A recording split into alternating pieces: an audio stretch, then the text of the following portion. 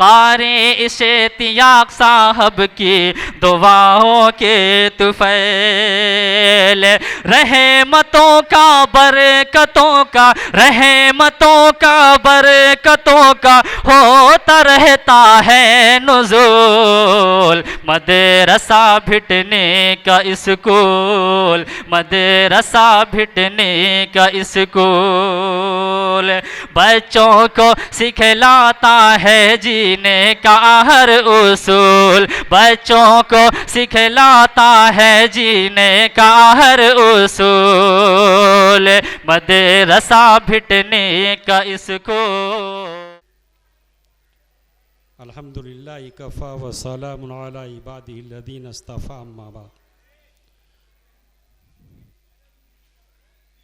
मुअज़्ज़ज़ रुकन शूरा के हज़रात और मुअज़्ज़ज़ इस इलाके की बावक़ार शख्सियत जो इस पिंडाल में तशरीफ़ फरमा हैं और जो बाहर के नहायत ही अज़ीमुल मर्तबत उलमा इस स्टेज पे तशरीफ़ फरमा हैं, और अज़ीज़ तलबा हज़रात असातिज़ा किराम, मैं सब के सब का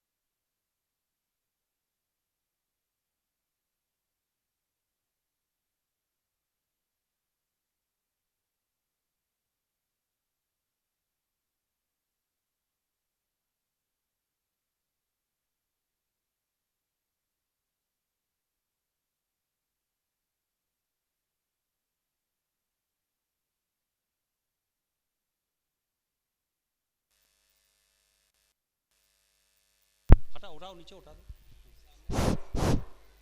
मोहतरम हजरात, लाइट थोड़ी देर के लिए कट गई, माजरत। अजीज तलबा, आज आप तमाम ही हजरात यौम जमहूरिया के पुरमसरत मौके पर मदरसा इस्लामिया भिटनी के इस ग्राउंड में इकट्ठा हुए हैं। यकीनन नहायत ही खुशी की बात है, और आज इकट्ठा भी होना चाहिए, क्योंकि आज़ादी गुलामी ये क्या चीज़ है ये समझने की ज़रूरत है।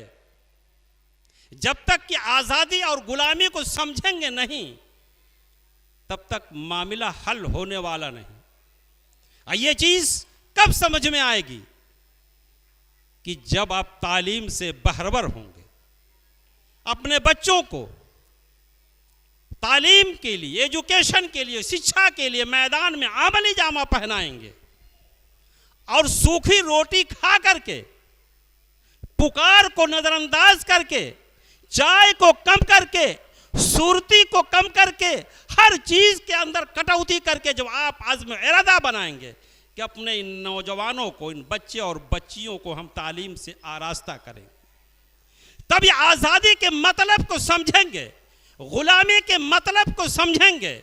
और जब तक कि आप तालीम के मैदान में इन बच्चे, इन बच्चियों को नहीं उतारेंगे, तब तक कि आज़ादी के मतलब को नहीं समझेंगे। हज़रत शाह वलीउल्लाह मुहद्दिस देहलवी रहमतुल्लाह अलैह के फर्जंद अर्जुमंद शाह अब्दुल अजीज रहमतुल्लाह अलैह आज़ादी के मतलब को समझा, गुलामी की तौक और जंजीर को फेंकने के मतलब को समझा। शाह अब्दुल मुहद्दिस देहलवी रहमतुल्लाह अलैह पाए के आलिम और पाए के अपने वक्त के बुजुर्ग कामिल थे। वो जानते थे, ये अंग्रेज़ों मुख्तसर तौर पर बयान कर रहा हूँ क्योंकि उलमाए किराम की तादाद बहुत ज़्यादा है, वो तफसील से बयान करेंगे। वो हमारे उलमा अकाबिर ये जानते थे कि अंग्रेज़ों का जो तसल्लुत हुआ है, हमें इनके तसल्लुत से कोई मतलब लेना देना नहीं, लेकिन जब हमारे आके अकाबिर उलमा ने जब समझ लिया कि अंग्रेज़ों का जो तसल्लुत हुआ है वो मुसलमानों की तहजीब और तमद्दुन को मिटाना चाहता है, वो मुसलमानों के एजुकेशन और तालीम से दूर करना चाहता है, वो मुसलमानों के रहन सहन को ख़त्म करना चाहता है, इसलिए शाह अब्दुल अजीज मुहद्दिस देहलवी रहमतुल्लाह ने आज़ादी का बिगुल बजाया और कहा हम मुसलमान हैं, हम जिंदा दिल कौम हैं, अपनी कौम को हम गर्द में नहीं मिलाएंगे। इंशाअल्लाह ताला जब तक हमारी रगों में खून होगा तब तक अपनी कौम को हम सलाह मशवरा देते रहेंगे। और आज़ादी का बिगुल बजाया है जो ही पूरे हिंदुस्तान के अंदर सारे उलमा तैयार हो गए और तारीख शाहिद है, ये उलमा बताएंगे दिल्ली से लेकर के कश्मीर तक, कश्मीर से लेकर के कन्याकुमारी तक जो तमाम दरख्त हैं, ये सारे के सारे दरख्त ये गवाह हैं कि हर दरख्त पे उलमा के सर कटे हुए लटके हुए थे। 36,000 उलमा किराम बैक वक्त अंग्रेजों ने शहीद किया। वो कौन थे? अपने ज़माने के वली थे, अपने ज़माने के इल्मी एतबार से बहुत ऊंचा मकाम था। वो जानते थे कि ये गुलामी की जंजीर को हमको तोड़ना है, आज़ादी हमको हासिल करने है, ताकि आने वाली नस्ल हमारी गर्द में मत मिले। आने वाली नस्ल हमारी जो तहजीब को बदलना चाहती है, जो अंग्रेज़ ये तमाम चीज़ों को ख़त्म करना चाहता है, हम उस चीज़ को न करें। मोहतरम हजरात, जब अंग्रेज़ों को भगाना हुआ तो हमारे अकाबिर ने इंग्लिश को नज़रअंदाज किया और कहा कि इंग्लिश पढ़ाना, इंग्लिश बोलना बिल्कुल गलत, ये सब हम इस्तेमाल नहीं करेंगे। क्यों कहा?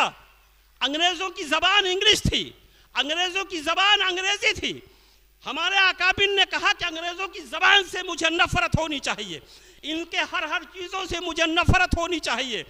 तो उलमा ने ये बागा बागा कहा कि अंग्रेज़ियत कायम नहीं होगी और हमारा बच्चा अंग्रेज़ नहीं बनेगा, अंग्रेज़ी नहीं सीखेगा। अंग्रेज़ के हर चीज़ों को बायकाट किया, लेकिन ज़माना जब तरक्की करता हुआ चला गया, अंग्रेज़ यहाँ से भाग गया, मुल्क आज़ाद हो गया। अब ज़रूरत इस बात की है कि अपने नौनिहालों की इंग्लिश से भी हम आशना कराएं। ज़रूरत इस बात की है अपने नौजवानों को साइंस की तरफ भी तरगीब दिलाएं। ज़रूरत इस बात की है अपने नौजवानों को मैथ की तरफ हम आगे बढ़ाएं। ज़रूरत इस बात की है अपने नौजवानों को डॉक्टर बनाएं। ज़रूरत इस बात की है अपने नौजवानों को हम ला करके मैदान अमल में डीएम बनाएं। ज़रूरत इस बात की है कि अपने नौजवानों को जज बनाएं। ज़रूरत इस बात की है कि अपने नौजवानों को प्रोफेसर बनाएं। हमारे अकाबिर उलमा ये कह रहे हैं आधी रोटी खाइए। वो देख रहे हैं, हिंदुस्तान की तारीख को देख रहे हैं, वो समझ रहे हैं कि आने वाला वक्त कैसा होगा। जो हुकूमतें आ रही हैं, इनके नज़रियात क्या हैं, इनके ख्यालात क्या हैं। उस वक्त आज़ादी का जब बिगुल बजा था तो नारा दिया गया था, हिंदू है ताना मुस्लिम है बाना, हिंदू है ताना मुस्लिम है बाना। अब की आज़ादी लेकर रहेंगे। यहाँ सहाफ़ी लोग भी मौजूद हैं, उनके बारे में ये कहूँगा, अयो कलम के पुजारी अगर सो गए तुम, कलम के पुजारी अगर सो गए तुम, वतन के पुजारी वतन बेच देंगे। आज वतन बेचने वालों को देखिए क्या उनके हालात हैं, क्या क्या चीज़ें बेच रहे हैं। ये हालात उनके हैं, ये किरदार उनके हैं। हुकूमत हिंद के ये किरदार हैं, मुसलमानों की किस तरीके से नज़रअंदाज किया जा रहा है। मैं तमाम गार्जियन जो इस मौके पर मौजूद हैं, जो अपने बच्चों को इंग्लिश मीडियम में दाखिला कराए हैं, मैं तमाम लोगों से दरख्वास्त करूंगा कि आप इन बच्चों पे ज़्यादा से ज़्यादा तवज्जो दो। इन बच्चों को घर पर भी होमवर्क कराएं, ज़्यादा से ज़्यादा पढ़ाने की तरफ तवज्जो दीजिए। मेरे नौजवान साथी, मेरे बड़े बुजुर्ग, मेरी माँ बहना, हम जब अपने बच्चों को तालीम से आरास्ता और पैरास्ता कर देंगे, मुल्क जब आज़ाद हुआ, ये तारीख शाहिद है नौजवानों, सुभाष चंद्र बोस सिर्फ वाहिद आईएएस थे हिंदुस्तान के अंदर। सुभाष चंद्र बोस सिर्फ अकेले आईएएस थे और ज़्यादा कौमें पढ़ी लिखी नहीं थी। अंग्रेज 100 साल जब हुकूमत किया, उसका मतलब यह था कि पूरे हिंदुस्तान के वासियों को हम जाहिल बना दें, और जब इल्म को उनके अंदर नहीं रहेगा तो आज़ादी को मतलब को नहीं समझेंगे। सुभाष चंद्र बोस ने आज़ादी के मतलब को समझा था। मौलाना मोहम्मद अली जौहर साहब, मौलाना अशफाकुल्लाह साहब, इन लोगों ने, तमाम लोगों ने, एक फहरिस्त लंबी है, आज़ादी के मतलब को समझ करके जो खून और पसीने को बहाया। नौजवानों, हम यहाँ मौजूद हैं, गर्मी और तपिश ज़रूरी है, लेकिन आज़ादी के दीवानों को तो देखिए, जिन्होंने गर्मी और तपिश को बर्दाश्त नहीं किया। असीरान माल्टा के कैदियों को देखिए और अकाबिर के कैदियों को देखिए, जो पानी, काला पानी भी पिया। बुजुर्गान दीन को देखिए कि किस तरीके से अंग्रेज़ों ने उन पर जुल्म ज़्यादती किया, हर चीज़ों को बर्दाश्त किया। इस धूप को बर्दाश्त किया, गर्मी को बर्दाश्त किया, तपिश को बर्दाश्त किया। वो किस लिए बर्दाश्त किया? सिर्फ इसलिए कि ताकि हमारी आने वाली नस्लें तबाह बर्बाद मत हो, हमारी आने वाली नस्लों के अंदर वो जोश वलवला पैदा हो, ताकि वो आज़ादी के मतलब को समझ जाए। आज जो 15 अगस्त के मौके पर ये मनाया जा रहा हो, सिर्फ इसलिए कि हमारे अकाबिर ने, हमारे आबा अजदाद ने लाल किले से ऐलान किया था कि अंग्रेज़ों के यहाँ से भगाना है। यकीनन वह लाल किला आज भी आवाज़ दे रहा है, अरे मुसलमान, कहाँ तुम सो रहे हो? तुम कब जागोगे? यह आज़ादी का बिगुल तो बज गया, हिंदुस्तान आज़ाद तो हो गया, लेकिन यहाँ की जो हुक्मरान हैं उनकी नीयतें साफ नहीं हैं। लिहाजा तुम अमली मैदान, इल्मी मैदान में आओ और इल्म में आकर के बावकार तरीके से पूरे हिंदुस्तान पे छा जाओ, जगह जगह छा जाओ। जो औरों के मतलब हैं, जो औरों के ख्यालात, औरों के किरदार हैं, जो 75 साल से ये मेहनत हो रही है, जो 75 साल से औरों की मेहनत हो रही है, उनके हालात और किरदार क्या हैं। लिहाजा हमें इसकी समझने की ज़रूरत है। मैं तमाम गार्जियन से दरख्वास्त करूंगा कि अपने बच्चों को ज़्यादा से ज़्यादा आप तालीम पे तवज्जो दीजिए, अपने बच्चों को ज़्यादा से ज़्यादा तालीम की फ़िक्र कीजिए, अपने बच्चों को ज़्यादा से ज़्यादा आप हजरात पढ़ाने की फ़िक्र कीजिए। आखिर में तमाम हजरात का नहायत ही ममनून व मशकूर हूँ कि आप हजरात तशरीफ़ लाए। बहुत बहुत शुक्रिया।